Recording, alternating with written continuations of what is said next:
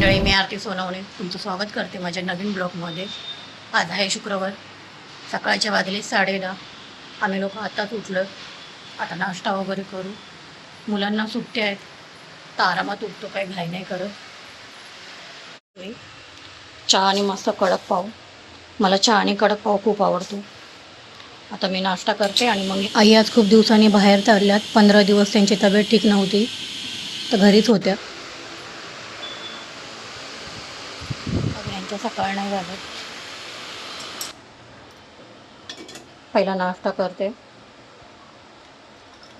गरमी पण आहे ना, तर थंड पाणी पिऊन वगैरे ना घसा माझा जाम झालाय.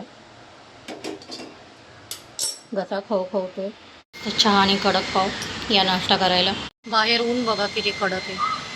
बाहेर कुठं जायचं मनच नाही करत आहे. एवढ्या उन्हामध्ये काय फिरायला जाणार कुठे? मुलं बोलतात कुठं फिरायला नाही नेते. कसं न्यायचं एवढ्या उन्हामध्ये? बघा, हे दोघं उठले तरी आंघोळीला जात नाहीत. तुझा तुझा तुझा करतात ते. साई जा, सुट्ट्या आहेत ना, आंघोळीची लय लय एलर्जी, आंघोळीचा त्रास होतो. ए जावा पटकनी, कोणीतरी पाणी येईल आता. आमच्याकडे 11:30ला पाणी येतं. 11:30च्या आत आंघोळ्या वगैरे झालं ना तर पाणी फुल होतं, नाही तर नाही होत. पण यांचे बघा काही नाटके चाललेत. दोघं पण जागे आहेत बघा, दोघे पण जागे आहेत. साई जा ना बाबा. ती पण जाईन, तुझं झालं तुझा. म्हणूनची आता नवीन जागा फ्रीज. एवढ्या वर चढून बसली फ्रीजवर. काय करते म्हणून? उतर खाली, चाल.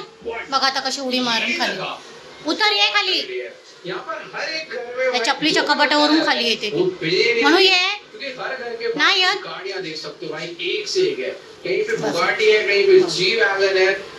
ये बाबू खाली आहे.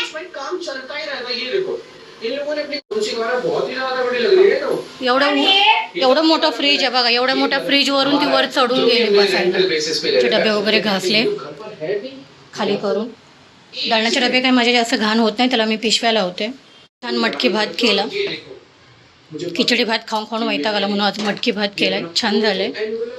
त्याच्याबरोबर मस्त पापड तळते वगैरे झालं. कामं वगैरे सगळी झाली. आता जेवू. खिचडीचा मँगो खायचं काम चाललं. आणि माझा मँगो होता तो. स्वतःचा मँगो खाल्ला आणि माझा मँगो खाते बघा. मँगोला हावरे.